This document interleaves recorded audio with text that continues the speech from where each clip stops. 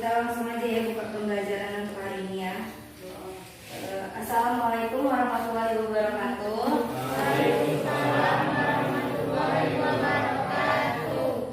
Baiklah, sebelum kita memulai pembelajaran, ada baiknya kita berdoa terlebih dahulu. Di sini dipimpin oleh ketua kelas. Siapa ketua kelasnya kan? Silakan. Sebelum membaca doa Tiga. Udah langsung saja kepada ketua kelasnya dipimpin untuk kita berdoa hari ini. Sebelum mulai belajar, marilah kita membaca doa dulu. Doa dimulai.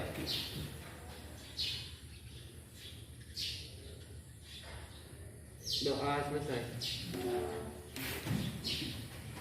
Untuk pembelajaran hari ini kita tentang perubahan sosial budaya dan globalisasi ya.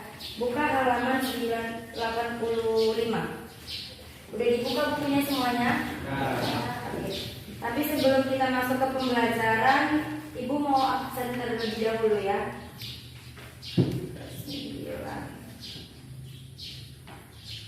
Muhammad Alamsyah Putra Barus, Hadir. Muhammad Iman Nur Insani, Muhammad Rafi Akbar, Muhammad Syifa Ramadan, Nita Aulia Putri, Nur Hadiza, Nur Sofali Radjaya. Ini apa keterangannya? Ada ya? Rizka Zuani, Radit Effendi. Jangan tuh Radit. Tidur jam berapa tadi malam? Main FF. Siap. Rian Abdul Rashid. Dia itu kena ini habis vaksin. Rifki Aulia Tama. Berkawan dengan orang Siti Mardiani. Maka ikutin juga. Wita Aulia datang. Yeni Nabila Sari. Muhammad Ridho Al Firdaus.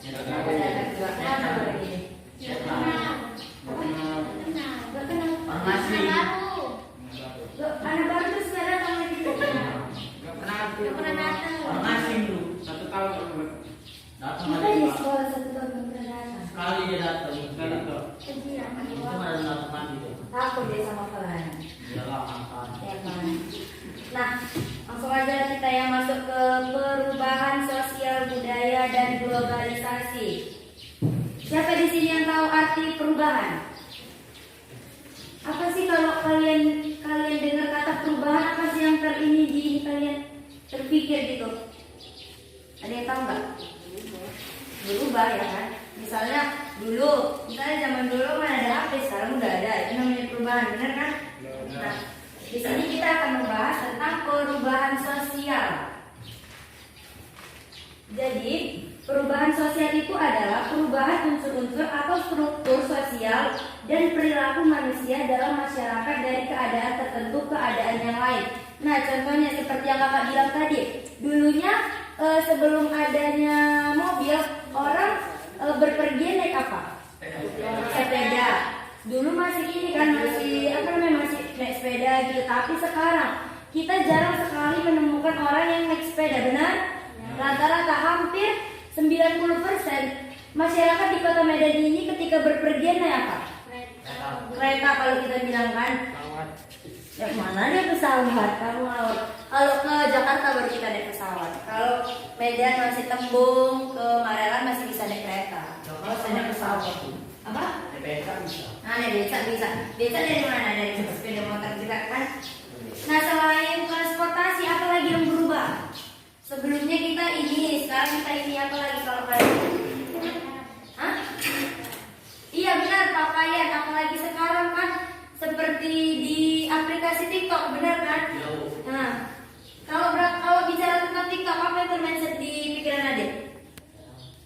Pasti ini konten apa? Joget-joget, benar kan? Nah, jadi dulunya pakaian orang Indonesia itu ciri orang Indonesia dulu itu berpakaian tertutup. Tapi semenjak masuknya budaya-budaya dari luar seperti Amerika, Jepang, Korea,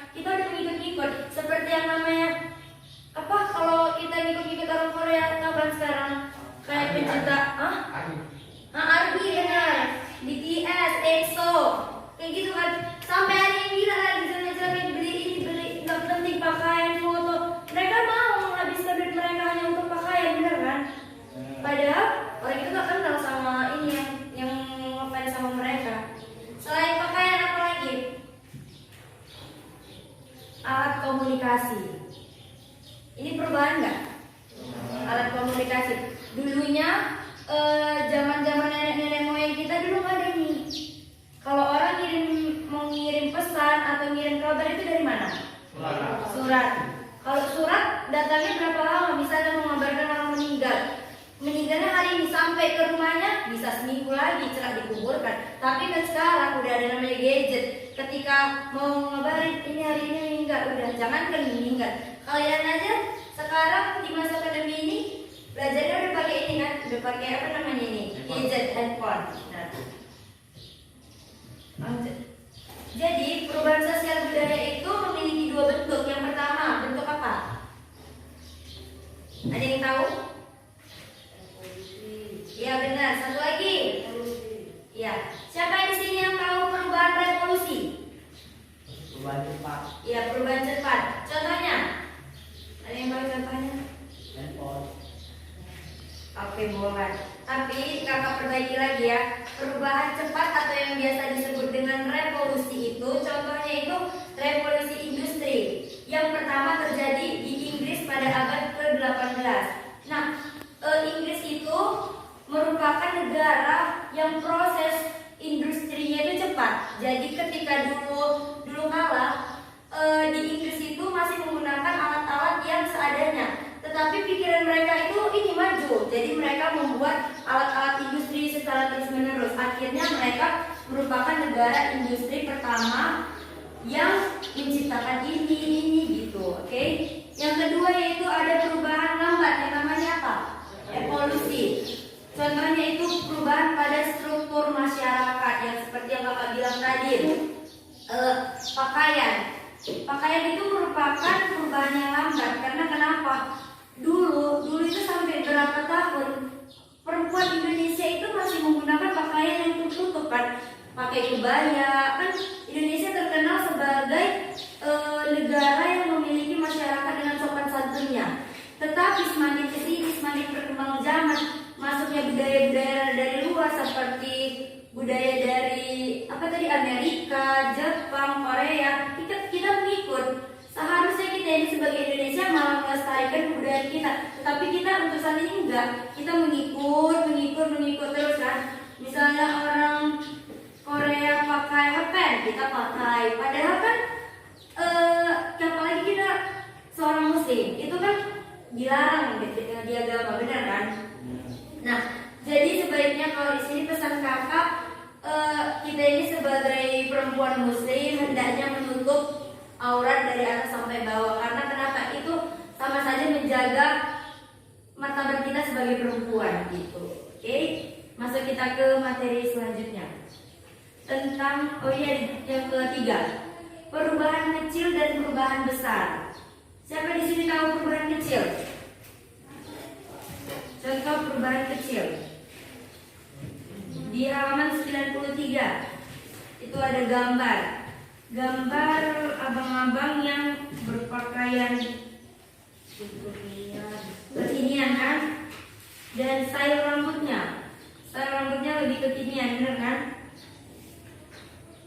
Nah, jadi perubahan kecil ini contohnya yaitu model pakaian dan rambut yang membawa pengaruh kecil. Jadi pengaruhnya ini maksudnya itu ada nggak misalnya si abang ini pangkas rambut kayak siapa ya, Jimin ya, kalau yang di Korea itu ya Jimin. Ada nggak sangkut sama kalian? Nggak ada kan? Jadi itu perubahan kecil. Yang keempat yaitu perubahan besar. Perubahan besar itu yang membawa pengaruh besar bagi banyak orang. Contohnya perubahan pada Undang-Undang Dasar. Sampai sekarang kita masih menggunakan Undang-Undang Dasar 1945. Tapi ketika nanti Undang-Undang Dasar itu diubah, itu bakalan berpengaruh dampaknya bagi kita. Seperti kalau adik-adik pernah dengar tentang mau perubahan Omnibus Law, itu tahu nggak? Pernah dengar nggak? Jadi kemarin pernah undang-undang itu mau diubah, terus abang-abang mahasiswa itu memberontak dan melakukan aksi demonya tepat di depan kantor DPR. Itu merupakan perubahan besar karena pengaruhnya bagi kita itu banyak. Contohnya kayak pernah dengar nggak tentang peraturan kalau misalnya ayam masuk ke rumah denda 10 juta? Nah, itulah kan berpengaruh bagi kita. Kalau yang pejabat-pejabat itu oke lah, nggak ada resikonya bagi mereka. Bagi kita yang punya ayam, ya kita nggak tahu ayam kan nggak bisa dibilangin masuk ke sini, masuk ke sini. Kita nggak bisa bilang, kalau boleh dibilang oke lah gitu kan. Oke, lanjut ya. Yang kelima, perubahan yang direncanakan. Perubahan yang direncanakan yaitu perubahan sosial yang telah direncanakan terlebih dahulu. Contohnya pelaksanaan pembangunan, contohnya rumah. Kalau membangun rumah pasti kita melakukan perencanaan terlebih dahulu, benar kan? Nah, itulah yang dinamakan perubahan yang direncanakan. Yang keempat yaitu perubahan yang tidak direncanakan, contohnya bencana alam. Kita tahu rupanya kalau gempa kapan mau datang, longsor, tsunami, itu kan kita nggak tahu kapan datangnya. Itulah yang dinamakan perubahan yang tidak direncanakan, yang nggak ada step-step kita untuk melakukan perubahan itu. Oke? Yang G yaitu perubahan ke arah kemajuan, yaitu perubahan sosial yang menyebabkan kemajuan. Contohnya pelaksanaan pembangunan. Nah, di sini kakak ambil contoh tentang mau dipindahkannya ibu kota ke kota Kalimantan. Pernah dengar itu? Nah, jadi Jokowi telah membuat rancangan bahwasanya ibu kota itu bakalan dipindahkan ke Kalimantan. Katanya untuk apa? Untuk melanjutkan pembangunan yang belum terlaksana di Jakarta. Oke. Yang selanjutnya yaitu perubahan ke arah kemunduran. Kalau kemunduran itu kebalikan dari kemajuan, yaitu perubahan sosial yang menyebabkan ke arah kemunduran. Contohnya bencana alam. Misalnya nih, kita udah membuat rumah, terus tiba-tiba hancur karena bencana alam. Kita harus mulai lagi dari awal gitu kan? Oke. Sampai sini ada yang ingin ditanyakan? Kita lanjut ya ke materi selanjutnya.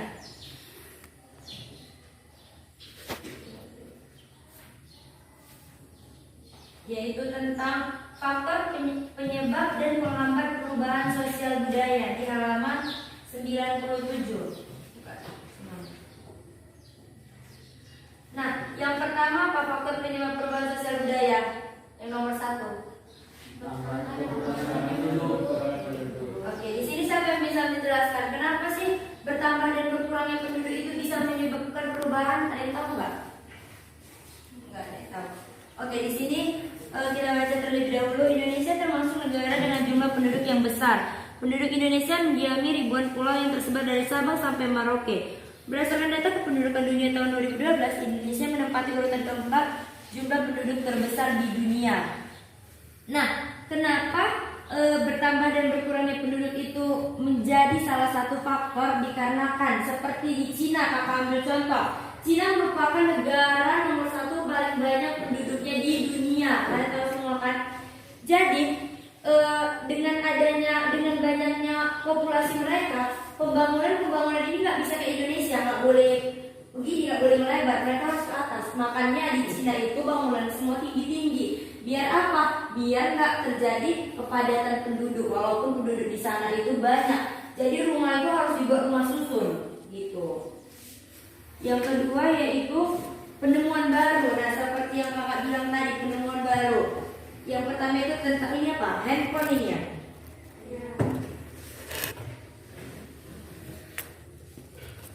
Nah, handphone kita udah tahu pasti. Dengan adanya penemuan baru, contohnya itu handphone bakalan merubah semua kebiasaan banyak orang. Contohnya saja kakak ambil jual beli. Dulu jual beli kalau misalnya mau belanja harus ke pasar, kalau mau beli pakaian harus ke toko. Sekarang mau usah tinggal megang handphone, buka Shopee, check out, langsung beli, langsung datang dan perkaranya kan. Kita nggak perlu capek-capek datang ke toko, ke pasar atau kemana gitu. Jadi sebenarnya ada dampak positif dan dampak negatif dari perubahan ini. Yang pertama yaitu mempermudah kita saat belanja, tapi ada dampak negatifnya. Masyarakat Indonesia itu jadi konsumtif. Konsumtif itu apa? Kayak gampang kok, nggak perlu keluar rumah, jadi tinggal tekan aja kita udah bisa beli gitu, ngerti kan? Yang ketiga yaitu adanya konflik ini tadi. konflik itu mengapa bisa membuat perubahan sosial itu dikarenakan terjadinya kehancuran. Jadi karena adanya kehancuran itulah yang menyebabkan terjadinya perubahan.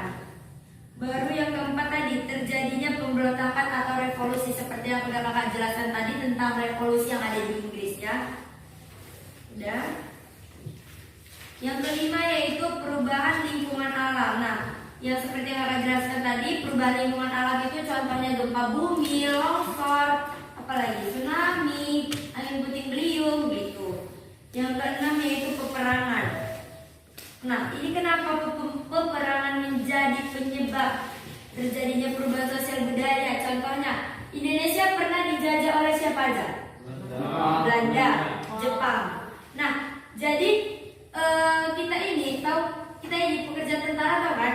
Nah, kita ini tentara ini ngikut dari Jepang karena dulunya orang-orang yang laki-laki maupun perempuan yang ada di Indonesia itu diajari oleh Jepang agar bisa membantu mereka saat melakukan pekerjaan gitu. Jadi perubahan itu muncul itu dikarenakan terjadinya peperangan sehingga orang-orang Indonesia itu ngerti maksudnya, oh ini kita udah diajarkan nih sama tentara Jepang tentang ini baris per baris, ya udah kita kembangkan gitu. Yang ketujuh yaitu pengaruh kebudayaan masyarakat lain. Nah, ini contohnya yaitu di sini ada nggak yang orang Mandailing? Nggak ada ya? Di sini suku apa semuanya? Jawa. Ada suku apa? Jawa. Nah, di sini maksud dari pengaruh kebudayaan masyarakat lain itu contohnya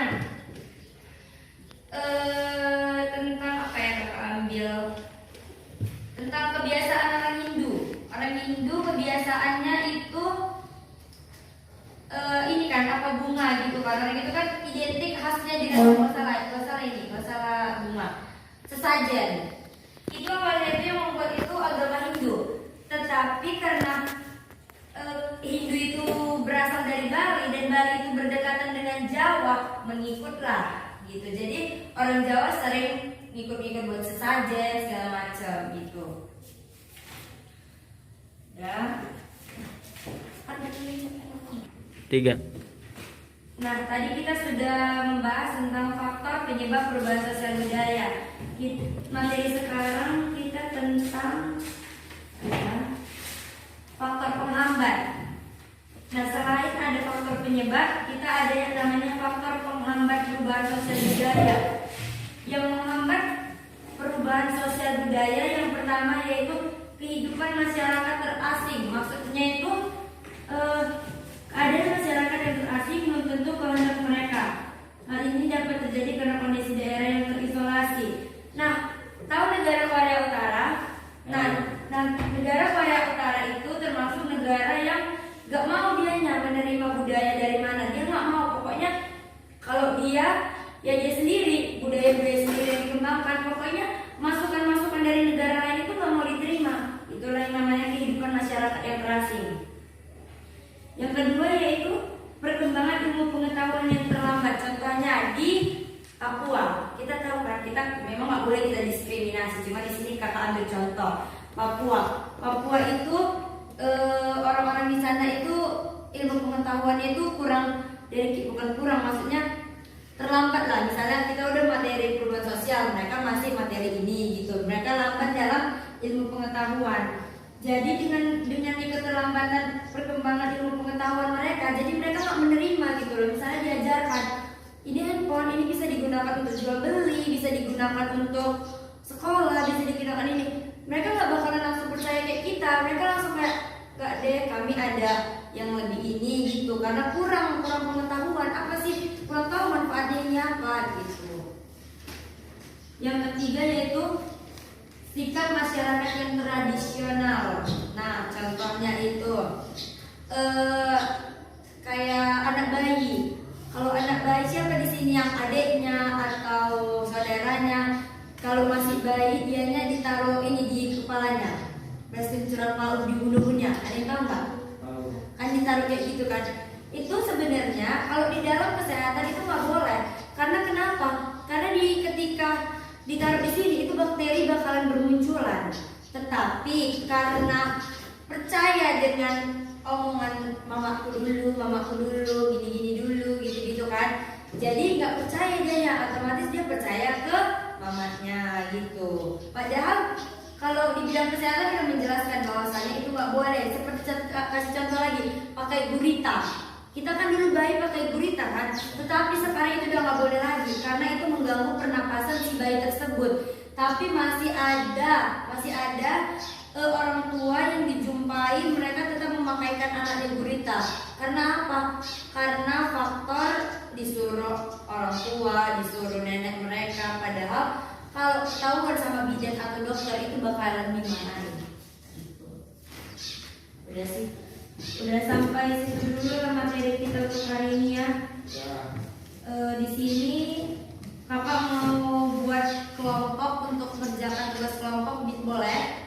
Oke. Nanti kakak di sini akan bagi kelompok menjadi 1, 2, 3, 4, 5, 6, 7, 8, 9. 3 kelompok ya, 1 kelompok 3-3. Oke? 3. Udah langsung aja lah ya kakak bagikan kelompok.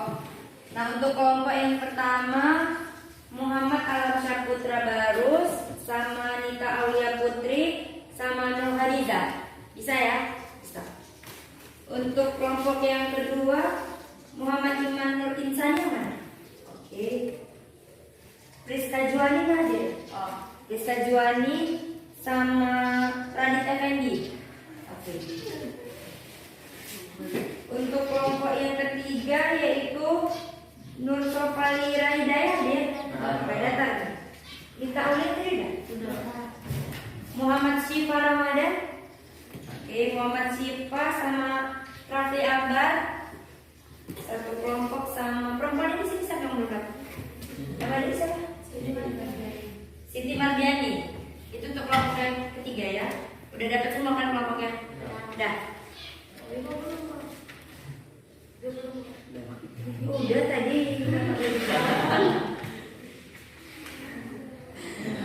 Nah di sini untuk kelompok yang pertama membahas tentang bentuk-bentuk perubahan sosial budaya. Catat dulu. Untuk kelompok yang kedua membahas tentang faktor penyebab terjadinya perubahan sosial dan budaya. Untuk kelompok ketiga membahas tentang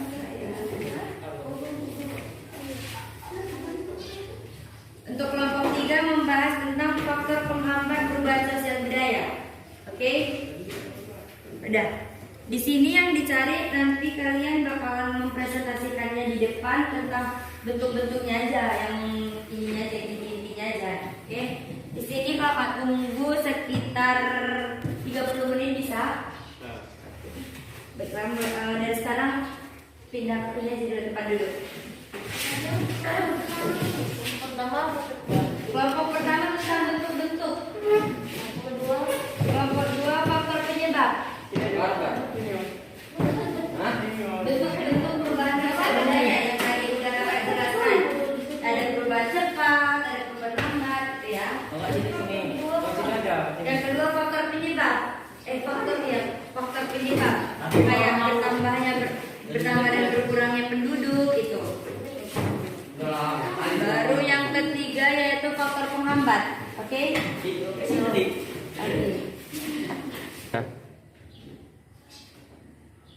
Oke, berhubung jamnya sudah berakhir, tugasnya belum selesai ya? Belum. Udah.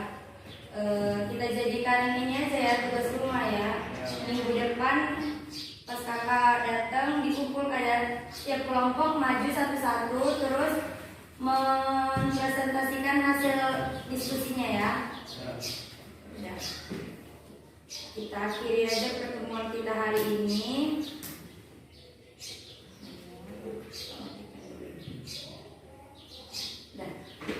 Baiklah, kita akhiri pertemuan kita hari ini. Kakak mohon maaf apabila ada kesalahan ketika menyampaikan materi yang menyinggung perasaan adik-adik semuanya. Kakak mohon maaf, mohon izin. Sebelum kita mengakhiri pelajaran kita hari ini, kita tutup dengan mengucapkan hamdalah.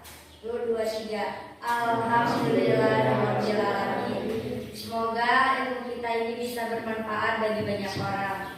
Kita akhiri dengan assalamualaikum warahmatullahi wabarakatuh. Apa izin ya?